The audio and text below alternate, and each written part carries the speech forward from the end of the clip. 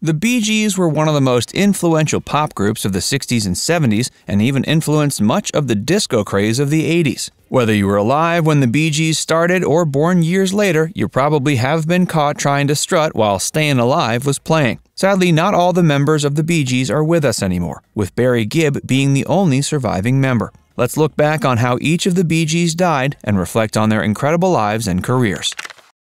The Bee Gees' origins. Hugh and Barbara Gibb gave birth to brothers Barry, Maurice, and Robin in Douglas, the capital of the Isle of Man. Barry was born in 1946, while twins Maurice and Robin were born in 1949. They moved to Manchester, their father's hometown, in 1955. Their sister Leslie and youngest brother Andy were born in England. In 1958, the family emigrated to Australia, living in Redcliffe, Queensland. Here, the brothers began to perform to raise pocket money. They were eventually hired by Bill Good to perform their songs at the Redcliffe Speedway racetrack. The crowd would throw money at the Gibb brothers as they entertained them. They were later introduced to the radio host Bill Gates, who gave them the moniker the Bee Gees, which came from Bill Good's surname and the brothers' surname. By the 1960s, the brothers began recording music professionally. The group's name was spelled out in the unique spelling we know now. As their brother Andy grew up, he joined the group as a singer. The brothers could sing beautifully, and Maurice could also play a multitude of instruments. They soon became popular with hits like Wine and Women and Spicks and Specks, but their big break came in the late 60s when they returned to England and began creating a unique sound.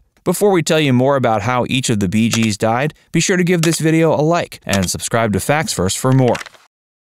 Robin Gibb. Robin Gibb was born December 22, 1949. He had a beautiful vibrato voice, which he realized he could capitalize on from a young age. While still living on the Isle of Man, he once told a neighbor he would form a band one day and become rich from his music. Robin was the lead singer of the Bee Gees and wrote many of the songs. He also wrote songs for other groups. Along with Barry and Maurice, he wrote Only One Woman for the Marbles. He also briefly focused on a solo career in 1969 and 70. During this time, the Bee Gees faced setbacks as a group, but their comeback came in the 70s, especially with the soundtrack of Saturday Night Fever. With this album, he provided lead vocals for Stayin' Alive and How Deep Is Your Love, but he also co-wrote all the original songs with his brothers. He began to collaborate more often with other artists in the 80s. He co-wrote and co-produced Jimmy Ruffin's album Sunrise, released in 1980. He and Barry wrote much of Barbra Streisand's album Guilty, also released that year. In the 2000s, he released a solo album called Magnet. He sang the vocals for the theme song for the British comedy talk show The Dame Edna Treatment.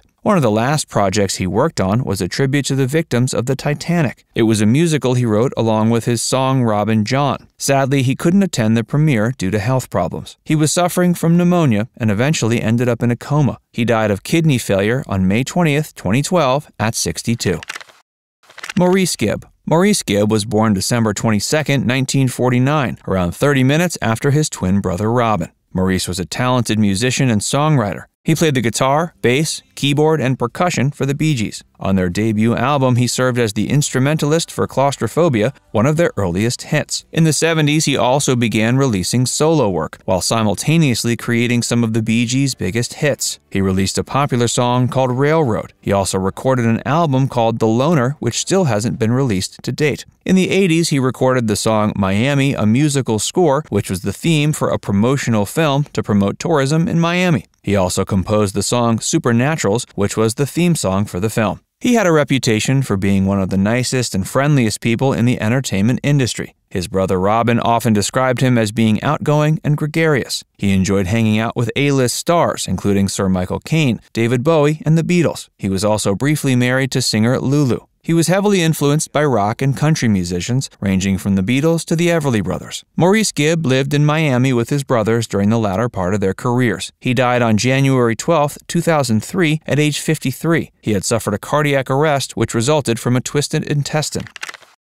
Andy Gibb. While he wasn't officially part of the Bee Gees, the youngest brother, Andy, was also a talented singer and collaborated with his brothers on some of their songs. He also performed live with them before his untimely death. Andy began his career singing in Australia. His first solo record was Words and Music. This was a big hit, and he soon emigrated to the US to continue his career. His first album, Flowing Rivers, was released in 1977. This became a huge hit, and he became one of the most popular solo artists in the USA, the UK, and Australia. But it was during this time he also got addicted to drugs. His drug habit had become severe by the time he was working on his second album. He'd miss performances and studio sessions. He also experienced financial difficulties. He luckily managed to kick his drug habit by attending rehab, but this wasn't enough to get him back to pursuing his musical career. He sadly died March 10, 1988, 5 days after his 30th birthday due to heart inflammation. While his career was short-lived, one must appreciate the incredible talent he had. His elder brothers would often talk about Andy's brilliance, and they remembered him fondly while discussing his life and career in interviews.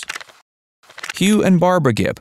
Barbara Pass had performed as a dance band vocalist. She met drummer and bandleader Hugh Gibb in the early 40s. They got married in 1944. Hugh led an orchestra, but often struggled to find gigs. He also worked as a bread delivery man as his day job. This was a crucial service in the war and post-war years that brought joy to many families. He would primarily perform in the north of England, Scotland, and the Isle of Man. His sister suggested they emigrate to Australia to find better opportunities. While Hugh didn't directly instruct his sons to pursue musical careers, he undoubtedly was an influence on them. Barbara's own musical background was also an influence on her sons. She encouraged them to sing and pursue music. She also helped them get their start with performing and meeting with record executives. Barbara also managed the Bee Gees during the early stage of their career. She eventually emigrated to Miami, where her sons also lived. She died in 2016 at age 95.